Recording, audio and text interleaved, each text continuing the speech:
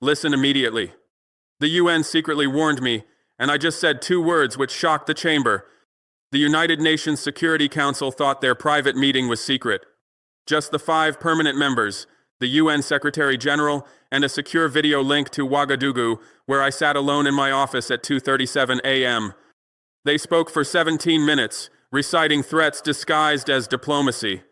When they finished, I looked at them, America, France, Britain, China, Russia, and said 2 words. Watch me. Then I disconnected the call. 17 minutes of threats, 2 words of response. Let me tell you what happened in that chamber, because the UN will never release the transcript, because the permanent members will never admit this meeting occurred, because the entire conversation was designed to remain secret, to pressure me privately, to avoid the embarrassment of public confrontation. But I recorded everything, every word, every moment of their panic disguised as diplomatic concern. 2:14 a.m. Ouagadougou time. My phone rings, private number, encrypted line. The UN Secretary General's Chief of Staff. Mr. President, the Security Council requests an emergency consultation regarding recent financial regulatory actions in Burkina Faso. Not a request, a summons, phrased politely but delivered as a command. Secure video link established. My screen shows the Security Council chamber. Empty public gallery, no press, just power, concentrated and confident. The American ambassador speaks first. Mr. President Traoré, we're concerned about the precedent your actions set for international financial stability. The freezing of French banking assets without due process, without international consultation, without regard for bilateral treaties, creates dangerous uncertainty in global markets. You're scaring investors, you're threatening the system, you're making other nations think they can do the same thing. The French representative. Barely controlled anger beneath diplomatic veneer. France has been a partner to Burkina Faso for over a century. The banking institutions you've frozen provide essential services to your economy. The assets you've seized include development funds meant for your people. We urge immediate reversal and good faith negotiation. How dare you? We own you. We've always owned you. Reverse this now. The British diplomat. The reasonable voice. The mediator. President Traoré, we understand concerns about financial sovereignty, but there are proper channels for addressing grievances, international arbitration, bilateral negotiations. The World Bank has mechanisms for dispute resolution. What you've done bypasses all established procedures. We built a system to handle complaints. You're supposed to use our system.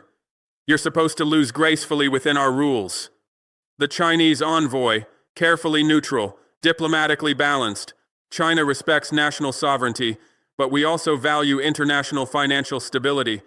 The actions taken by Burkina Faso, while within your legal rights domestically, have implications for regional economic cooperation.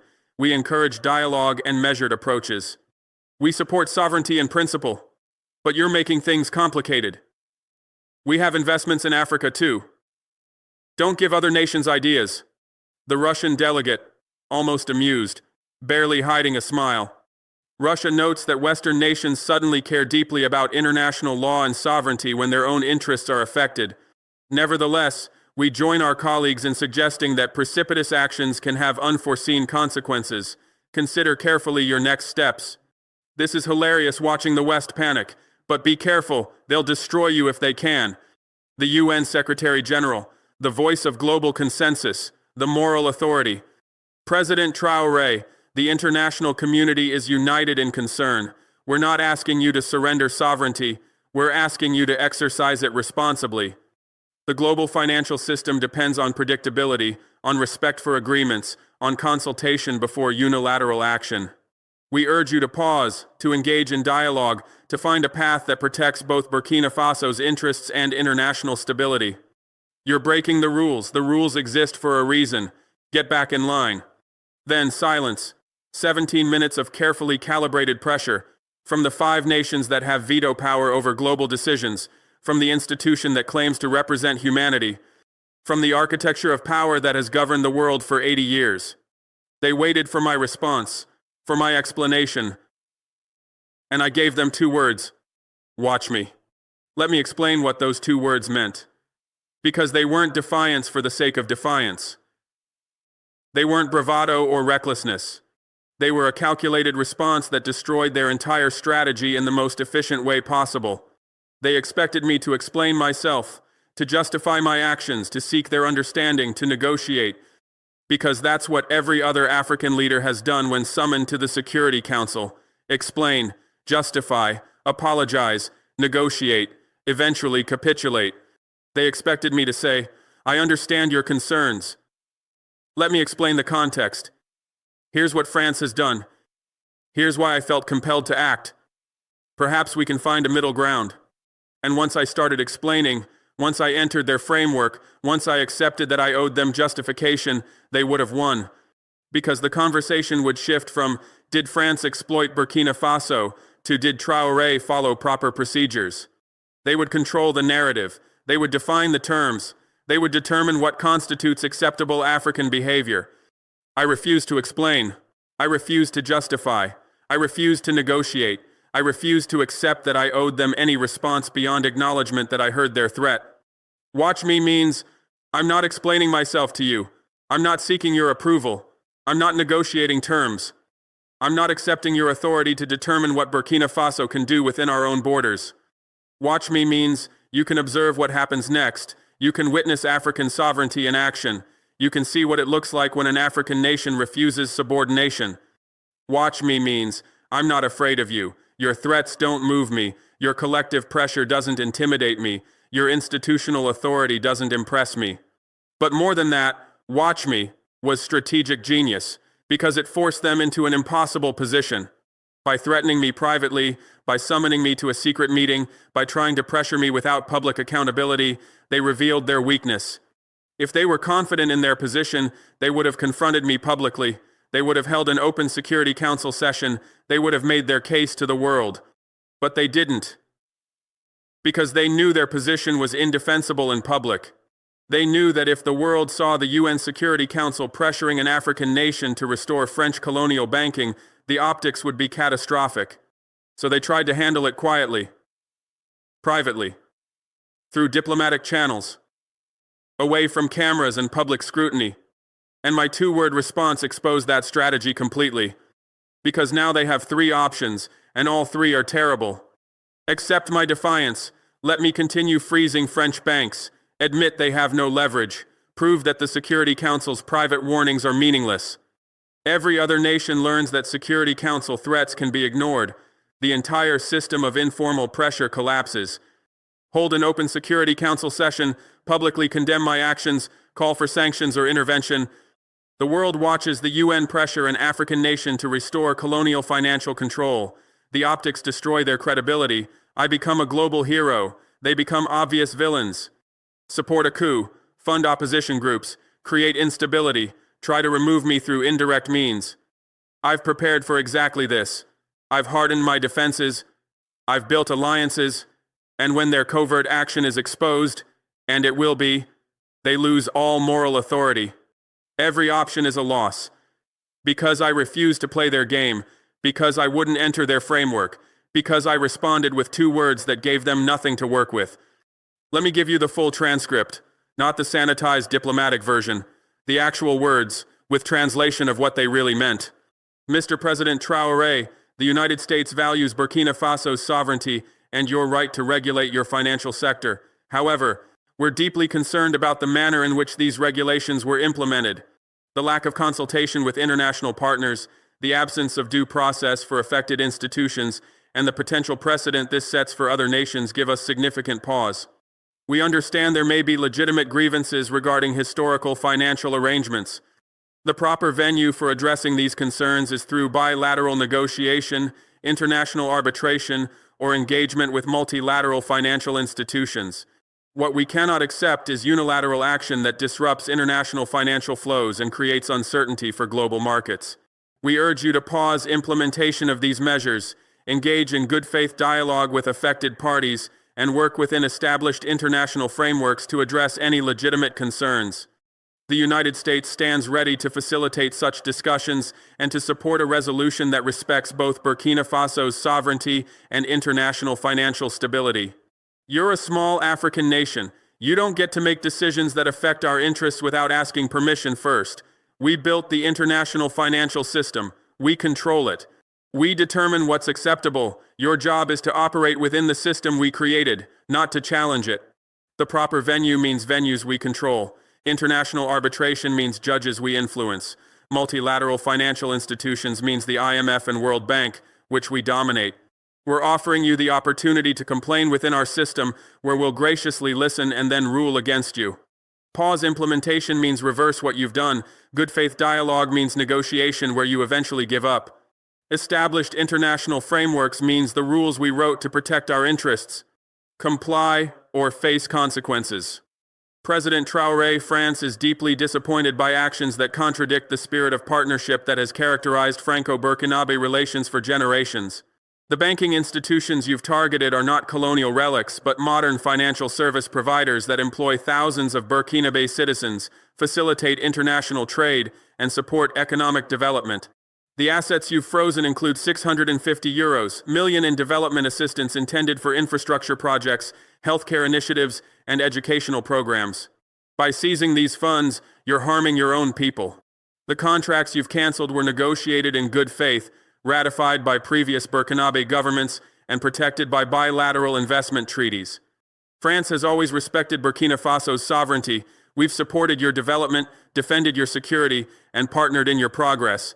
We ask only for the same respect in return.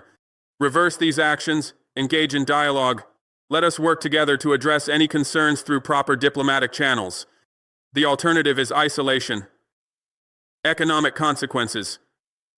The loss of partnerships that benefit your nation. But we cannot accept actions that violate international law and bilateral agreements.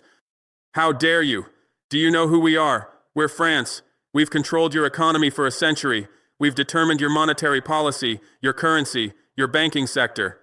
We've decided which of your leaders stay in power and which ones get removed. And you think you can just freeze our banks? On your soil? Those development funds? That's money we control, that we distribute according to our priorities, that we use to maintain influence. Those contracts, we wrote them. Our lawyers drafted them, our diplomats negotiated them with leaders we installed.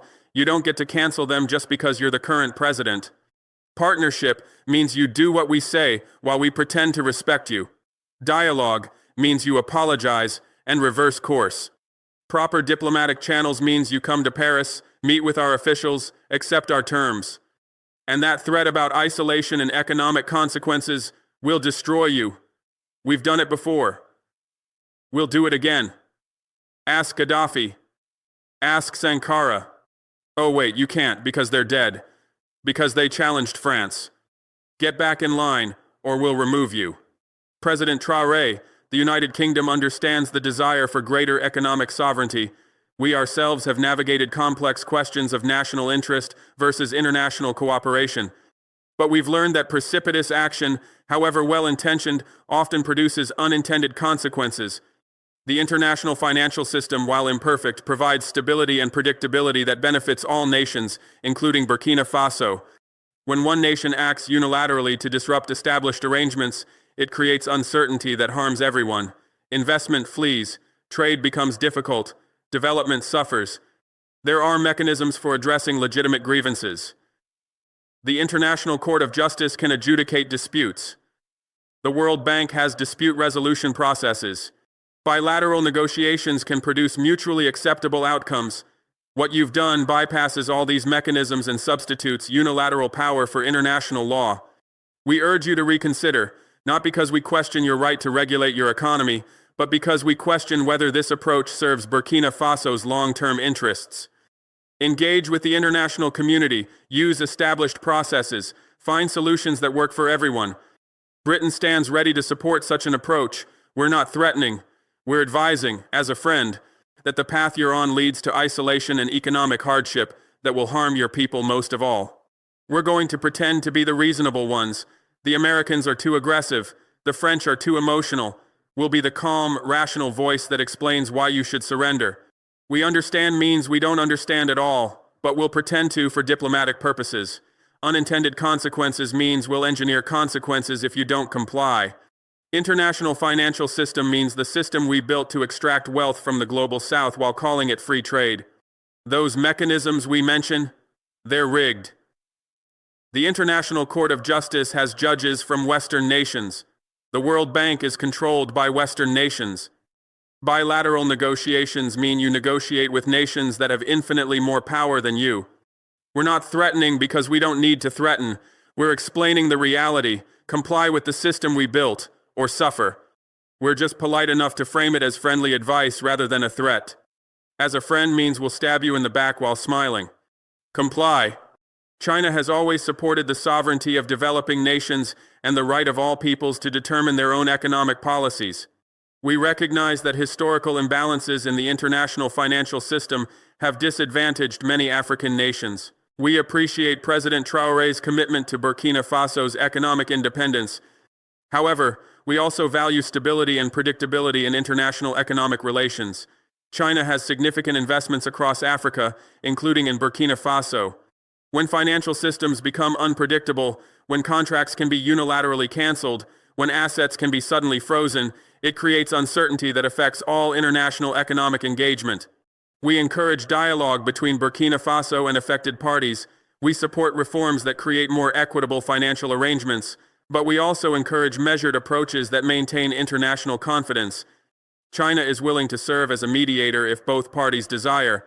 We believe solutions can be found that respect sovereignty while maintaining stability. We urge President Traoré to consider the regional implications of these actions. West African economic integration depends on predictable financial systems. Other nations are watching. The precedent set here will influence economic relations throughout the continent. This is complicated for us. Ideologically, we support what you're doing. We built our own power by rejecting Western financial control. We understand exactly why you're doing this. But practically, we have investments to protect. We've loaned money to African nations. We've built infrastructure. We've established trade relationships. If every African nation can just freeze assets and cancel contracts, that affects us too. We're not going to join the West in threatening you. That would be hypocritical and would damage our reputation in Africa. But we're also not going to fully support you because we need stability for our Belt and Road Initiative. So we're threading the needle, supporting your sovereignty in principle while urging measured approaches in practice. We're offering to mediate, which really means we're offering to negotiate a compromise where you get some of what you want and we protect our interests. And that warning about regional implications, we're telling you that if other nations follow your example, it complicates our strategy in Africa. We'd prefer you succeed quietly without inspiring continental resistance to foreign economic control. Be careful. We're not your enemy, but we're not fully your ally either. The Russian Federation notes with interest the sudden concern of Western nations for international law and sovereignty when their own economic interests are affected. For years, these same nations have imposed unilateral sanctions, frozen assets, and seized property belonging to Russia and other nations that refuse Western dictates. Now they discover that sovereignty and respect for agreements matter. Nevertheless, Russia joins our colleagues in noting that all actions have consequences. President Traoré has demonstrated courage in asserting Burkina Faso's economic sovereignty, but courage must be tempered with strategic wisdom. The Western powers you're challenging have many tools at their disposal. Economic pressure, political interference, covert operations. They've used all of these against Russia. They will use them against Burkina Faso. Russia supports your right to control your economy. We understand the desire to escape Western financial colonialism. We've fought the same battle, but we also understand the costs of that fight. We urge you to prepare carefully for what comes next. Build alliances, diversify your economy, strengthen your defenses, because they will come for you. Russia stands ready to support Burkina Faso's sovereignty, but we cannot protect you from all consequences. Consider your next steps carefully. This is hilarious, watching the West panic because an African nation did to them what they've been doing to everyone else for decades. Priceless. The Americans froze $300 billion of our assets, and now they're crying because you froze a few billion of French assets. The hypocrisy is beautiful. We're not going to pressure you to reverse course. That would make us look like hypocrites too. We're going to publicly support sovereignty while privately warning you that you're in danger. Because here's the truth. We know what the West does to nations that challenge them. We're strong enough to survive it. We're not sure you are. We've built alternative financial systems, alternative trade networks, alternative military capabilities. You're just starting. We'll support you rhetorically. We'll provide some assistance. We might even run interference diplomatically, but we can't fight your battle for you. And we're not going to risk our relationship with African nations by being seen as failing to protect an ally. So, we're giving you the real advice. Prepare for war. Good luck. You'll need it. President Traoré, I speak not as a representative of any nation, but as the Secretary General of the United Nations, an institution dedicated to international peace, security, and cooperation. The concerns expressed by Security Council members reflect genuine worries about global financial stability and the precedent your actions may set. I understand that Burkina Faso has grievances. I acknowledge that historical financial arrangements have often disadvantaged African nations. The UN has long advocated for more equitable international economic systems.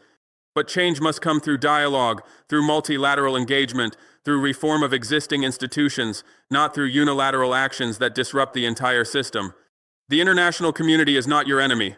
We want Burkina Faso to prosper. We want African nations to achieve genuine economic sovereignty. But we also want stability, predictability, and respect for international law. These goals are not contradictory. They can be achieved together through patient, persistent diplomatic engagement. I urge you to pause implementation of these measures, engage in dialogue with affected parties, work with the UN, with regional organizations, with bilateral partners to find solutions that address your concerns while maintaining international confidence. The alternative is confrontation that benefits no one.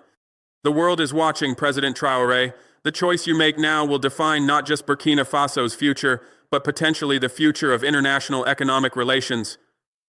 Choose wisely.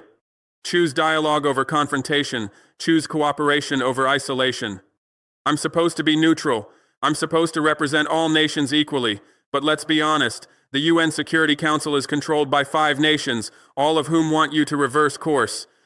My job is to make their demands sound like reasonable international consensus. International community means Western nations and their allies. Dialogue means negotiation where you eventually lose.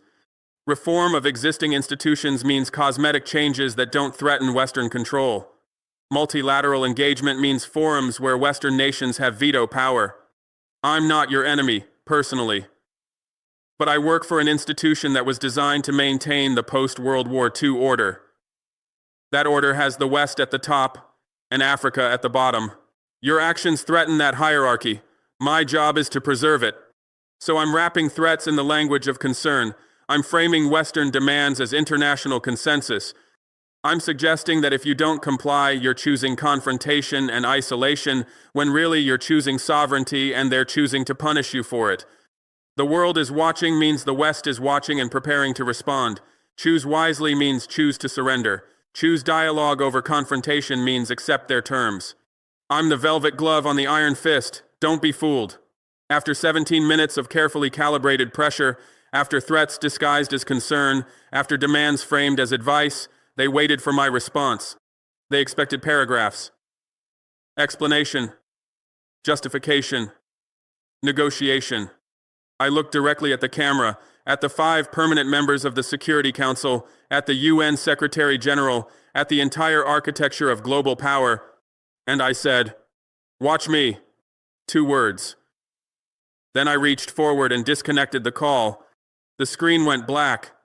The meeting was over. Let me explain why those 2 words accomplished more than any speech could have. They wanted me to argue within their system, to accept that I owed them explanation, to negotiate on their terms. Watch me rejected the entire framework. It said, I don't accept your authority to judge my actions. I don't recognize your right to demand explanation. I don't acknowledge that this is a negotiation. By meeting secretly, they revealed they couldn't confront me publicly. Watch me force them to either escalate publicly, bad optics, or accept my defiance, loss of authority. Now everything I do is framed as watch me in action. Every successful policy becomes evidence that I was right to ignore them. Every Western retaliation becomes evidence that they're the aggressors.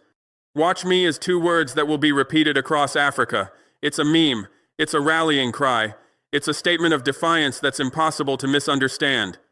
No commitment, no timeline, no negotiation point, no leverage. Just 2 words that mean I heard your threats and I'm ignoring them. I didn't insult them, I didn't mock them. I didn't give them grounds to claim I was unprofessional. I simply declined to engage. They summoned me expecting subordination. I responded with indifference. The power dynamic reversed in 2 words. They gave me 48 hours to reverse course. Let me tell you what I did in those 48 hours instead. I called every African head of state I trust. 12 phone calls. Same message. The UN Security Council just threatened me privately for freezing French banks. They're trying to pressure me to reverse course. I refused. They'll likely try to isolate me. I need to know, are you with me? 9 said yes immediately. 2 said they needed to consult their governments. 1 said he couldn't support me publicly but wouldn't condemn me. Within 6 hours, I had a coalition. My finance team worked through the night. We moved every remaining Burkinabe asset out of Western financial systems, every reserve held in Western banks, every investment in Western markets, every dollar that could be frozen in retaliation. We shifted everything to Chinese banks, Russian accounts, African regional institutions, and cryptocurrency reserves. By hour 12, the West had nothing left to freeze. I put our military on elevated alert, not because I expected invasion, but because I expected covert action, coup attempts, assassination plots, proxy attacks. I increased security at all government facilities. I activated our counterintelligence units. I established secure communications with allied nations. If they try to remove me, they'll fail. But they'll try.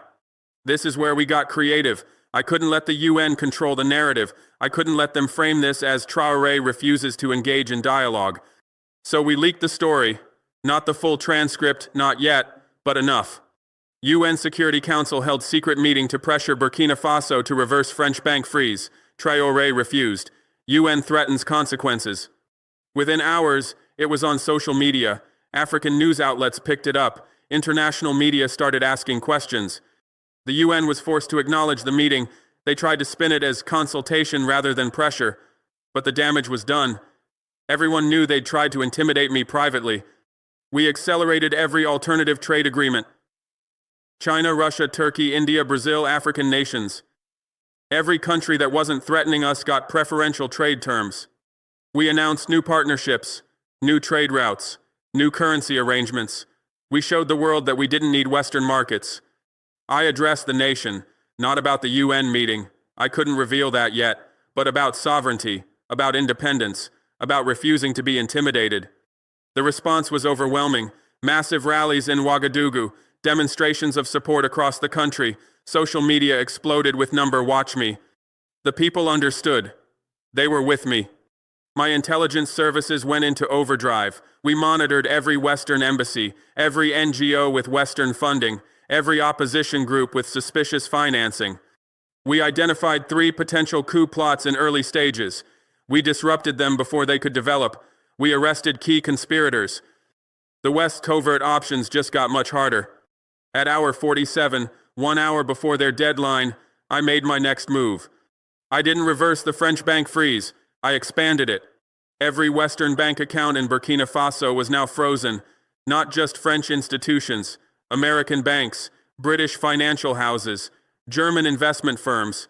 Every Western financial entity operating on Burkinabe soil faced the same fate as Société Générale and BNP Paribas. Then I released the full transcript of the UN Security Council meeting. Every word they spoke, every threat they disguised as concern, every moment of panic wrapped in diplomatic language. The world could now hear exactly what happened in that chamber at 2:37 a.m. They could hear the American ambassador demanding I respect international norms. They could hear the French representative threatening isolation and consequences. They could hear the British diplomat suggesting I reconsider for my own good. They could hear the Chinese envoy warning about regional implications. They could hear the Russian delegate noting that all actions have consequences. And they could hear my response, "Watch me." The audio was crystal clear. The threats were explicit. The colonial mentality was undeniable. Within minutes of release, the recording spread across every platform. African media bore it in full. International outlets couldn't ignore it. Social media exploded with reactions. The UN had tried to pressure me in secret. I made their pressure public. They had tried to threaten me privately. I exposed their threats globally. They had tried to maintain plausible deniability. I eliminated all deniability. The reaction across Africa was immediate and overwhelming. Leaders who had privately supported me now declared it publicly. Presidents who had been hesitant issued statements backing Burkina Faso's sovereignty. Prime ministers who feared Western retaliation found courage in solidarity. Within 72 hours, 3 African nations announced they were freezing Western bank accounts pending financial crime investigations. Within a week, that number reached 7. Within 2 weeks, 12 African nations were coordinating financial sovereignty measures. The African Union convened an emergency summit. The stated topic, economic sovereignty and financial independence. The real agenda, how to replicate what Burkina Faso had done. Finance ministers shared technical details of our parallel payment systems. Central bank governors discussed alternatives to Western-controlled financial infrastructure. Technology ministers explained our digital currency frameworks. Trade ministers outlined bilateral agreements that bypassed Western financial intermediaries. What I had done alone in Burkina Faso was becoming a continental strategy. Nigeria announced plans for a national digital currency independent of Western payment systems. Kenya accelerated development of mobile money platforms that didn't route through European banks. Tanzania began auditing all foreign financial institutions for evidence of capital flight. Ghana established a sovereign wealth fund denominated in gold rather than dollars.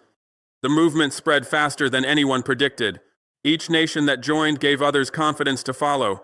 Each successful assertion of financial sovereignty made the next one easier. Each frozen Western bank account demonstrated that African nations could survive, even thrive, without Western financial control. Street celebrations erupted across the continent. In Accra, thousands marched carrying "Watch Me" banners. In Nairobi, students organized rallies demanding their government follow Burkina Faso's example. In Johannesburg, labor unions called for nationalization of all foreign-owned banks. In Cairo, activists projected my "Watch Me" response onto government buildings. The African people had waited generations for this moment. A leader who wouldn't compromise, a nation that wouldn't surrender, a movement that wouldn't stop. Western governments scrambled to contain the damage. The transcript's release was catastrophic for their narrative. For years, they had claimed to support African sovereignty while privately pressuring African leaders to submit. Now the world had audio evidence of exactly how that pressure worked. The UN Security Council looked like precisely what it is, a tool of Western power used to maintain control over the global South. The Secretary General appeared as he truly functions, not a neutral arbiter but an enforcer of Western interests. The entire architecture of international governance was exposed as a mechanism for perpetuating subordination. Western media attempted damage control. Headlines appeared within hours. Traoré releases selectively edited UN transcript. Questions raised about authenticity of Burkina Faso recording. Diplomatic sources dispute Traoré's characterization of Security Council meeting. UN officials deny threatening Burkina Faso leader. But the audio was unedited. The voices were verified. The threats were explicit. No amount of spin could change what the world could hear with their own ears. Western governments issued carefully worded statements. The United States, we were attempting to prevent economic instability that would harm African nations. President Traoré has mischaracterized our concerns as threats. France, we offered to mediate a dispute and find solutions that would benefit all parties. The characterization of our diplomatic efforts as pressure is inaccurate. The United Kingdom, we expressed legitimate concerns about international financial stability. These concerns were meant constructively, not as threats. But global audiences weren't buying it. Comment sections filled with skepticism. Social media users posted side-by-side comparisons of official statements and actual transcript excerpts. Fact-checkers noted the discrepancies between Western government claims and recorded audio. The defensive posture itself was damaging. If the meeting had been innocent consultation, why the secrecy? If their intentions were benign, why the private pressure? If they truly supported sovereignty, why threaten consequences for exercising it? Every explanation raised more questions. Every denial highlighted contradictions. Every attempt to minimize the transcript's significance drew more attention to it. The United Nations faced its worst credibility crisis in decades. Calls for the Secretary General's resignation came from unexpected sources. African member states demanded accountability. Latin American nations questioned UN neutrality. Asian countries noted the selective application of international law. Even some European nations privately acknowledged the optics were terrible. Security Council members demanded to know how I had recorded the meeting. They accused me of espionage. They claimed I had violated diplomatic protocols. They suggested the recording itself was illegal. My response was simple and devastating. I recorded a meeting I was participating in. That's not espionage. That's documentation. If you wanted the meeting to remain secret, you shouldn't have said things you're now embarrassed to have made public. The legal argument was airtight. I hadn't hacked their systems. I hadn't stolen classified information. I had simply recorded my own participation in a meeting I was invited to join. If that violated their rules were designed to enable secret pressure without accountability. The UN's credibility suffered massive, perhaps irreparable damage. Their claims to represent international consensus rang hollow when that consensus excluded the global South.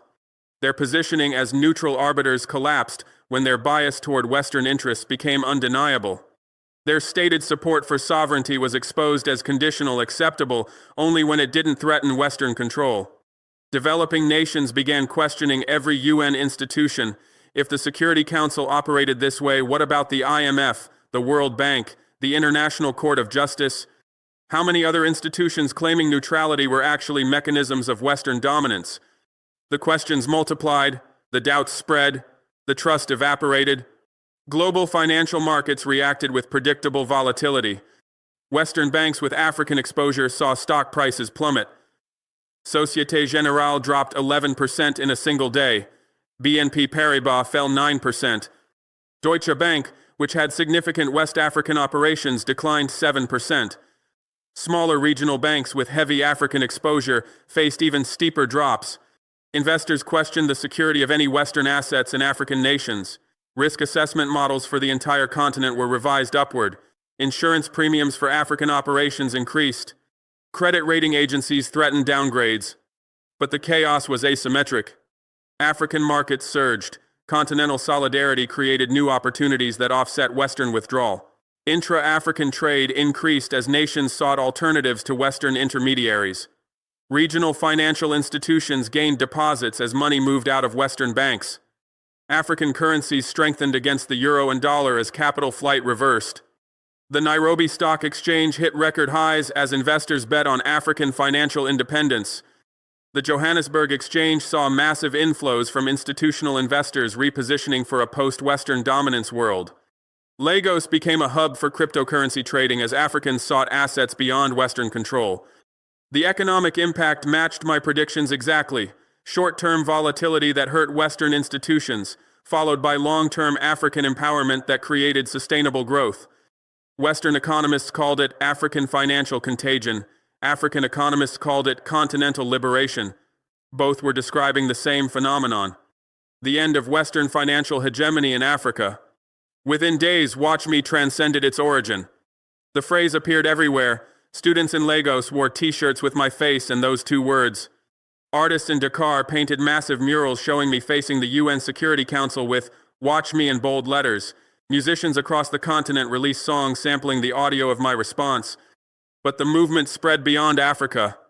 In Argentina, facing IMF austerity demands, the president declared, "Watch me reject these terms." In Venezuela, resisting American sanctions, officials used "Watch me" as a hashtag for every policy announcement. In Bolivia, nationalizing lithium reserves, the government explicitly cited my example. In Malaysia, confronting Western criticism of domestic policies, the Prime Minister responded to diplomatic pressure with, "Watch me govern my nation." In Iran, facing renewed sanctions, officials adopted "Watch me" as an unofficial slogan of resistance. In Turkey, balancing between East and West, politicians invoked the phrase when asserting independence. The phrase resonated because it captured something universal, the global South's exhaustion with Western dominance. Two words that said, "We're done asking permission." Two words that said, "We're done accepting subordination."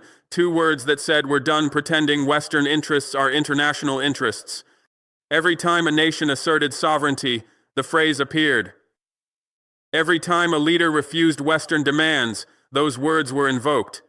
Every time a people rejected subordination, they chanted, "Watch me." What began as my response to the UN Security Council became the rallying cry of a global movement for independence from Western control. Two words that encapsulated decades of frustration. Two words that announced a new era. Understanding their mistakes teaches us how to win future confrontations. If the UN had done nothing, my action would have remained a bilateral dispute between Burkina Faso and France. It wouldn't have escalated into a continental movement or global crisis. But they couldn't ignore it. I was setting a precedent that other nations might follow.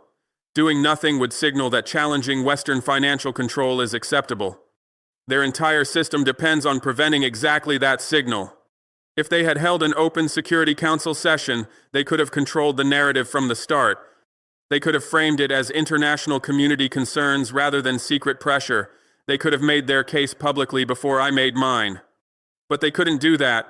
Public confrontation would have made the colonial nature of their demands too obvious. The optics of the UN Security Council pressuring an African nation to restore French colonial banking would have been terrible. They needed secrecy to maintain deniability. If they had offered real reforms addressing legitimate African grievances, creating more equitable financial arrangements, acknowledging historical exploitation, they might have split the African coalition.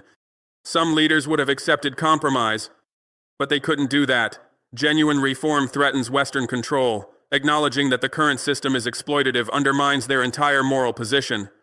They would rather maintain an unjust system than admit it's unjust. If they had acknowledged that African financial subordination is ending, that nations have the right to control their economies, that the system must change, they could have managed a gradual transition that preserved some influence. But they couldn't do that. Accepting African sovereignty means accepting loss of control. And control is what the system is fundamentally built on. They would rather fight a losing battle than surrender gracefully. So they chose the worst option: secret pressure I could expose, threats I could publicize, intimidation that would backfire spectacularly. They lost because they couldn't imagine an African leader who wouldn't be intimidated, who wouldn't negotiate, who wouldn't accept their authority. They lost because they expected subordination and encountered sovereignty. Listen carefully. Every leader who will face similar pressure in the years ahead. When they summon you to explain yourself, record everything. When they threaten you privately, document it meticulously. When they demand compliance, prepare to expose them publicly. Their power depends on secrecy. They rely on your fear of public confrontation. They expect you to accept their authority as legitimate. Refuse all of it. When they give you 17 minutes of threats disguised as concern, give them 2 words of defiance. When they demand you explain yourself, refuse to enter their framework. When they threaten consequences, demonstrate you've prepared for exactly those consequences. When they expect subordination, give them sovereignty. You owe them nothing. No explanation, no negotiation, no compliance. You owe your people independence. You owe your nation sovereignty. You owe your continent dignity. Everything else is optional. Record their threats. Document their pressure. Expose their hypocrisy, use their own words against them, make their private intimidation public knowledge, turn their secrecy into your transparency, build parallel systems before you confront them, establish alternative trade relationships, create independent financial infrastructure, develop diverse partnerships, ensure you can survive their retaliation before you trigger it, coordinate with other nations, don't fight alone, build coalitions, share strategies, support each other. They can pressure one nation. They cannot pressure 15 nations simultaneously. Move faster than they can respond. By the time they realize what you've done, make it irreversible. Don't give them time to organize effective opposition. Act decisively, completely, and quickly. Use their own rules against them. They wrote international law to protect their interests. Find the provisions that protect sovereignty. Cite their own legal frameworks. Make them contradict their stated principles. Control the narrative. Don't let them frame your actions. Tell your story first. Tell it loudly. Tell it repeatedly. Make your case directly to global audiences, not through Western media filters. This is the playbook. This is how you win. This is how sovereignty is asserted in the 21st century. You're reading this, analyzing every word, trying to understand how an African president could defy you so completely. The explanation is simple. You built a system designed to maintain Western dominance. You created institutions that enforce Western control. You established rules that protect Western interests. And you expected that system to last forever. That era is over. Not because I'm exceptional. Not because Burkina Faso is uniquely positioned. but because the system you built is unsustainable. Exploitation cannot continue indefinitely. Subordination eventually breeds resistance. Control eventually generates rebellion. You can threaten me. You can pressure other African leaders. You can try to isolate nations that assert sovereignty. You can deploy every tool of economic and diplomatic coercion you possess. But you cannot stop what's coming. Sovereignty is contagious. Independence inspires imitation. Every successful assertion of African autonomy encourages another. Every frozen bank account demonstrates it can be done. Every exposed threat proves you're not invincible. You gave me 48 hours to reverse course. I gave you 2 words: watch me.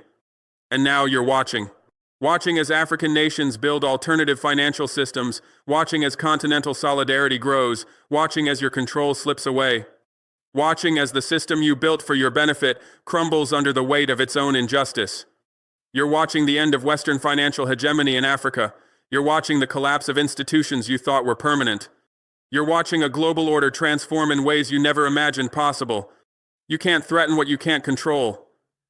You can't pressure what you can't intimidate. You can't stop what you can't imagine. And you never imagined an African leader who would look at the 5 most powerful nations on earth and say, "Watch me." Then disconnect the call. Then expand the freeze. Then release the transcript. Then inspire a continent. This is not a headline. This is history. The moment when African sovereignty stopped asking permission. The moment when Western institutional authority was publicly defied. The moment when 2 words destroyed 80 years of diplomatic protocol. They thought secret pressure would work. They thought I would be intimidated. They thought African leaders would always submit to Western power. I proved them wrong with 2 words: watch me. And now the world is watching. Watching as African nations assert independence. Watching as Western control crumbles. Watching as a new global order emerges from the ruins of the old. They never imagined an African leader who would look at the 5 most powerful nations on earth, hear their threats, and respond with complete defiance. Who would then disconnect the call without negotiation. Who would expand rather than reverse the actions they opposed. Who would expose their secret pressure to global scrutiny. Who would inspire a continental movement they cannot contain. They never imagined those 2 words could dismantle decades of carefully constructed control. The UN Security Council had intimidated countless leaders before me. They had summoned presidents to private meetings and watched them capitulate. They had issued veiled threats and seen nations reverse course. They had applied pressure and witnessed compliance. Their system worked because it always had worked. Because African leaders, when confronted with the combined power of 5 permanent members, understood the futility of resistance. They had a script. I was supposed to follow it. I was supposed to explain my actions apologetically. I was supposed to express willingness to negotiate. I was supposed to request time to consult with advisors. I was supposed to suggest compromise solutions. I was supposed to acknowledge their concerns as legitimate. I was supposed to indicate flexibility on key demands. That script had been followed by every African leader they had summoned before. Some followed it reluctantly, others eagerly, but all followed it. Because the alternative defiance seemed impossible. Because challenging the 5 most powerful nations simultaneously seemed suicidal. Because watch me seemed like a response that would end careers, destabilize nations, and invite catastrophic retaliation. But I said it anyway. Not because I was reckless, not because I underestimated their power, not because I failed to understand the risks, but because I understood something they didn't. Their system only works if we believe it's permanent. Their control only functions if we accept it as inevitable. Their authority only exists if we grant it legitimacy. Watch me withdrew that legitimacy. 2 words that said, I don't accept your authority. I don't recognize your right to judge my actions. I don't acknowledge your power to determine what Burkina Faso can do within our own borders. I don't believe your system is permanent. I don't think your control is inevitable. I don't grant you legitimacy. They never imagined an African leader would say that, would mean it, would act on it, would survive it. They never imagined watch me. And now they cannot look away. Every Western intelligence agency monitors Burkina Faso constantly.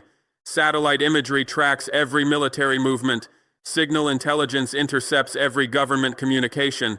Human intelligence assets report every political development. They're watching for signs of instability they can exploit, for vulnerabilities they can target, for opportunities to reverse what I've done. Every Western foreign ministry has task forces dedicated to the Burkina Faso situation. Diplomats analyze my speeches for signs of weakness. Economists model scenarios for economic collapse. Political scientists predict timelines for regime change. They're watching for the moment when my support falters, when the economy stumbles, when the people turn against me. Every Western financial institution tracks African financial sovereignty movements obsessively. Risk assessment teams evaluate exposure to potential asset freezes. Legal departments review contracts for vulnerabilities. Executive boards discuss contingency plans for continental withdrawal. They're watching their African operations with newfound paranoia, wondering which nation will be next. Every international organization reassesses its relationship with Africa. The IMF recalculates leverage in debt negotiations. The World Bank revises conditionality frameworks. The WTO examines trade dispute mechanisms. They're watching the entire architecture of Global South subordination crack under pressure it was never designed to withstand.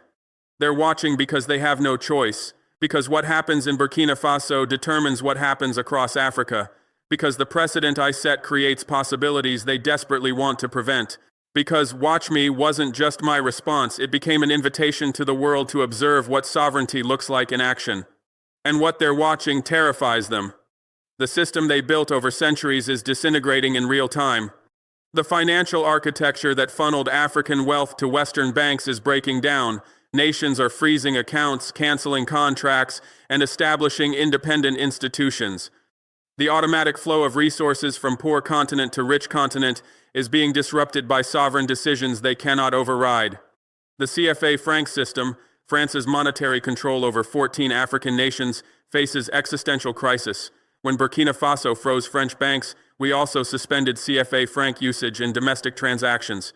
Our national digital currency now handles 60% of internal commerce.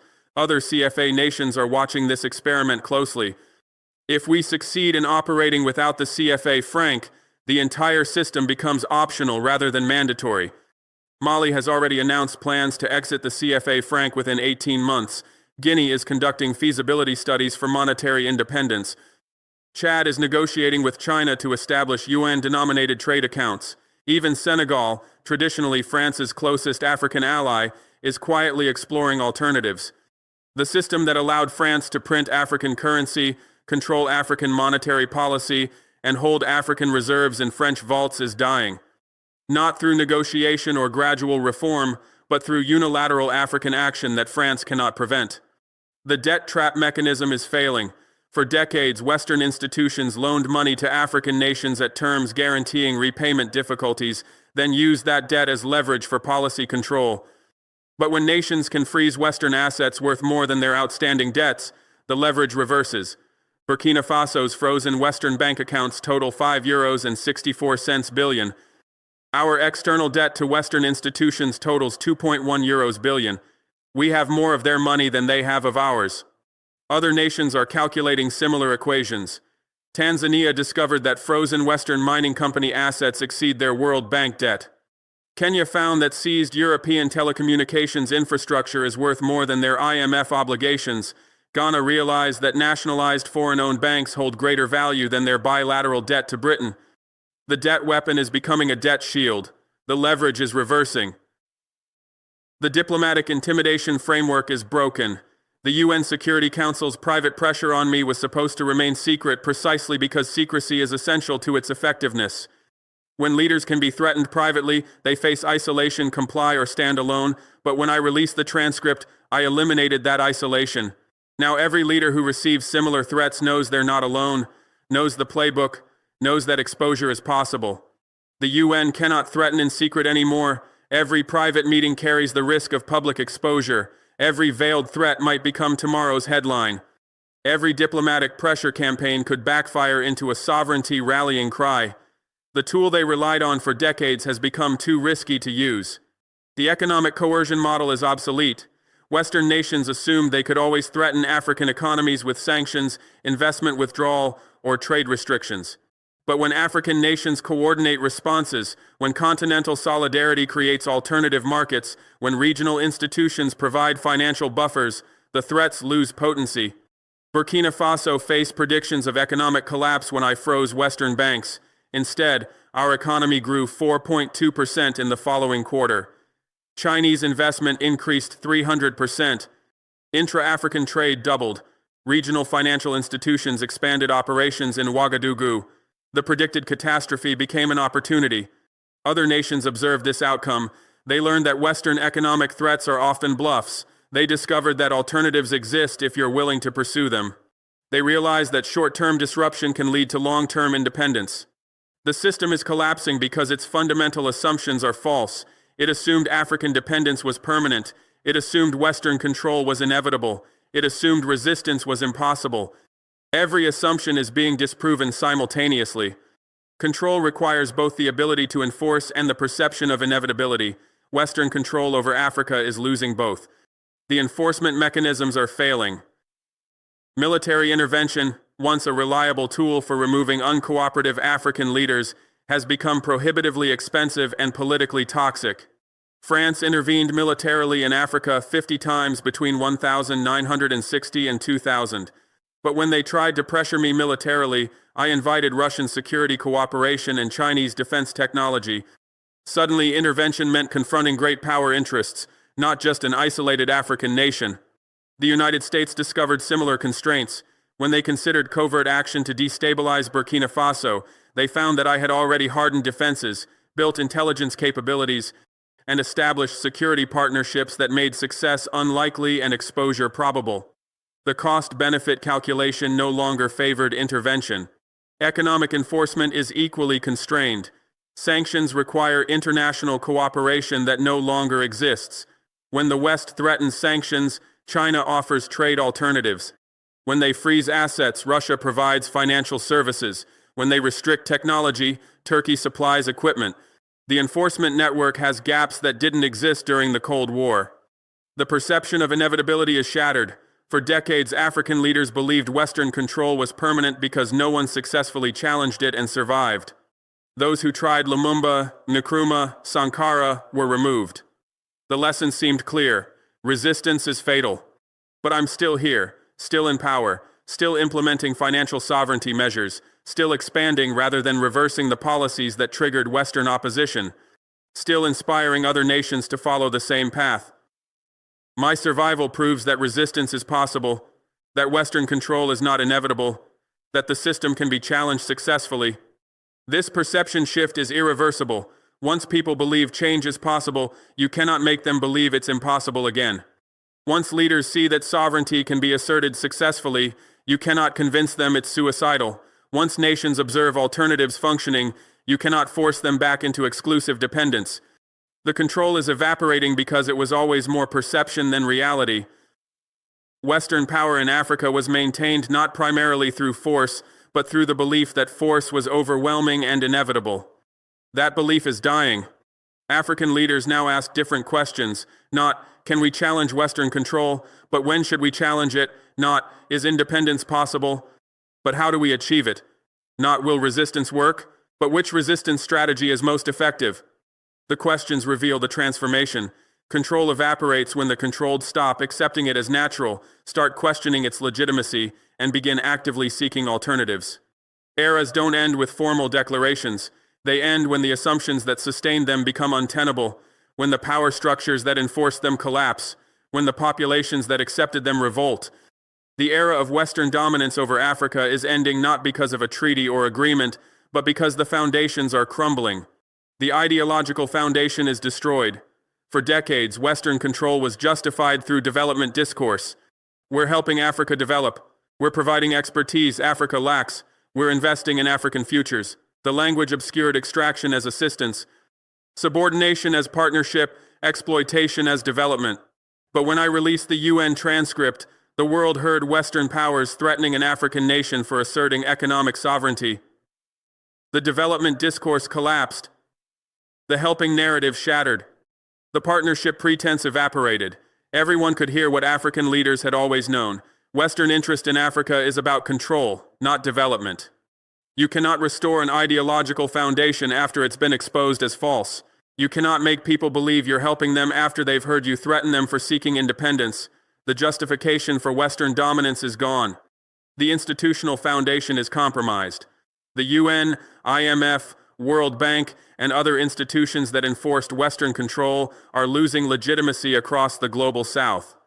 When the UN Security Council's bias became undeniable, when the IMF's structural adjustment programs were revealed as debt traps, when the World Bank's development projects were exposed as extraction mechanisms, these institutions lost their claim to neutral expertise. African nations increasingly ignore IMF recommendations, they reject World Bank conditionalities, they bypass UN mechanisms. They create alternative institutions: African Development Bank, African Continental Free Trade Area, African Monetary Fund, that serve African interests rather than Western control. The institutional architecture of Western dominance is being replaced by institutions designed for African sovereignty. The economic foundation is shifting. For centuries, the global economy was structured to extract resources from Africa and return manufactured goods at inflated prices. Raw materials flowed north and west. Finished products flowed south and east. Wealth accumulated in Western capitals while poverty persisted in African nations. But this structure is changing. African nations are processing resources domestically. They're manufacturing goods regionally. They're trading with each other and with non-Western partners. They're capturing more value from their resources and paying less for imports. Burkina Faso's frozen Western banks accelerated this shift. We were forced to develop alternatives, which proved more beneficial than the systems we replaced. Other nations are learning the same lesson. Independence is not just politically satisfying, but economically advantageous. The demographic foundation is transforming. Africa's population is young, growing, and increasingly educated. This generation didn't experience colonialism directly, but learned its history. They didn't live through Cold War subordination, but inherited its consequences. They don't accept Western dominance as natural, but question it as unjust. This demographic shift is unstoppable. Every year, millions of young Africans reach voting age, enter the workforce, and gain political voice. They demand sovereignty, reject subordination, and support leaders who assert independence. They are the generation that will complete the transformation I started. The technological foundation is evolving. Previous eras of Western dominance relied on technological advantages that created insurmountable gaps. Western industrial capacity, military technology, and financial systems were so advanced that African nations couldn't compete or create alternatives. But technology is democratizing. Mobile phones leapfrogged landline infrastructure. Solar power bypasses electrical grids. Digital currencies circumvent banking systems. African nations can now build modern infrastructure without depending on Western technology or capital. Burkina Faso's digital payment system uses technology from China, India, and African developers. Our cryptocurrency reserves are stored on decentralized networks no single nation controls. Our communications infrastructure uses satellites from multiple providers. We built 21st century systems without Western permission or participation. The era is ending because every foundation that sustained it is collapsing simultaneously. Ideological justifications are exposed. Institutional mechanisms are compromised. Economic structures are shifting. Demographics are transforming. Technology is democratizing. This is not rhetoric. This is assessment. Western powers have three theoretical options for stopping African financial sovereignty movements: military intervention, economic coercion, or political subversion. All three are failing. Military intervention is no longer viable. The costs are too high, the risks too great, the outcomes too uncertain. France's military withdrawal from Burkina Faso, Mali, and Niger demonstrates this reality. When African nations reject military presence and establish alternative security partnerships, Western powers cannot maintain control through force. Economic coercion is losing effectiveness. Sanctions require international cooperation that China and Russia refuse to provide. Asset freezes are meaningless when assets have been moved beyond Western reach. Trade restrictions are circumvented through alternative markets. The economic weapons are dulling. Political subversion is increasingly difficult. African nations are building counterintelligence capabilities, hardening democratic institutions, and exposing foreign interference. When I disrupted 3 coup plots in 48 hours, I demonstrated that African leaders can defend against subversion if they prepare adequately.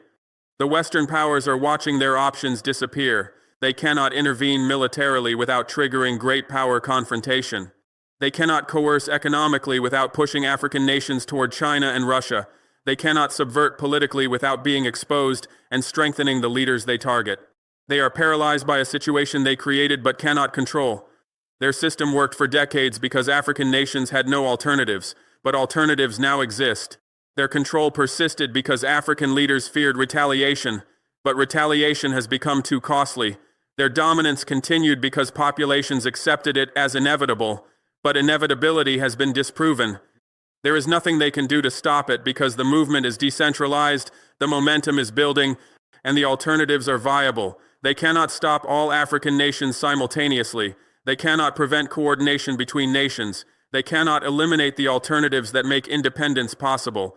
Every Western bank account in Burkina Faso remains frozen, not for days or weeks, but indefinitely, until Western institutions accept African sovereignty, until exploitative contracts are renegotiated, until fair terms replace colonial arrangements. The freeze is not negotiable, it is not temporary, it is not a bargaining position, it is the new reality. And it is spreading. 7 African nations have implemented similar freezes, 12 more are preparing legislation, 20 are studying feasibility. The freeze is becoming continental policy, not isolated action. Western banks are calculating losses. Société Générale has written off €2.4 billion in African assets. BNP Paribas projects €1.8 billion in frozen funds may never be recovered. Smaller institutions face bankruptcy from African exposure. The financial impact is forcing recalculation of the entire relationship. What began in Burkina Faso is now continental. What started with frozen banks is now comprehensive sovereignty assertion. What I initiated alone is now coordinated action. The African Union's emergency summit produced the Ouagadougou Declaration on Economic Sovereignty. 37 nations signed immediately. The declaration commits signatories to establishing independent financial systems within 5 years, coordinating responses to Western economic pressure, supporting nations that face retaliation for asserting sovereignty, building continental institutions that serve African interests, rejecting external interference in domestic economic policy. The declaration is not aspirational. It includes specific timelines, measurable benchmarks, and enforcement mechanisms. It transforms continental sentiment into concrete policy. Regional organizations are implementing the declaration's provisions. The Economic Community of West African States established a regional digital currency. The East African Community created an alternative payment system. The Southern African Development Community launched a sovereign wealth fund. The continental movement is becoming regional infrastructure. Beyond Africa, the sovereignty movement is expanding. Latin American nations are implementing similar strategies. Venezuela froze American corporate assets. Bolivia nationalized lithium reserves. Argentina rejected IMF conditions. The tactics are spreading across the global south. Asian nations are building alternative systems. Malaysia established a gold-backed digital currency. Indonesia created a regional payment network. Vietnam diversified reserve holdings away from dollars. The sovereignty assertion is global. Middle Eastern countries are leveraging resource control. Saudi Arabia accepts yuan for oil sales. UAE establishes cryptocurrency trading hubs. Iran builds alternative financial systems. The petrodollar system is fracturing. The sovereignty spread is unstoppable because it addresses universal grievances. Every nation in the global south has experienced Western economic pressure. Every leader has faced institutional intimidation. Every population has suffered from exploitative arrangements. Watch Me resonates globally because the frustration is universal. Not me, us. This is no longer about one African president defying the UN Security Council. This is about a continent asserting sovereignty. This is about the global south rejecting subordination. This is about a global order transforming. Watch us build independent financial systems. Watch us establish alternative institutions. Watch us coordinate continental responses. Watch us support each other against retaliation. Watch us transform grievance into action, frustration into policy, resistance into sovereignty. Watch us prove that Western dominance is not inevitable, that control can be challenged, that alternatives exist, that independence is possible, that sovereignty can be asserted successfully. Watch us create the world we were told was impossible. They're watching because they must. We're acting because we can. The freeze continues. The movement grows. The sovereignty spreads. Watch us.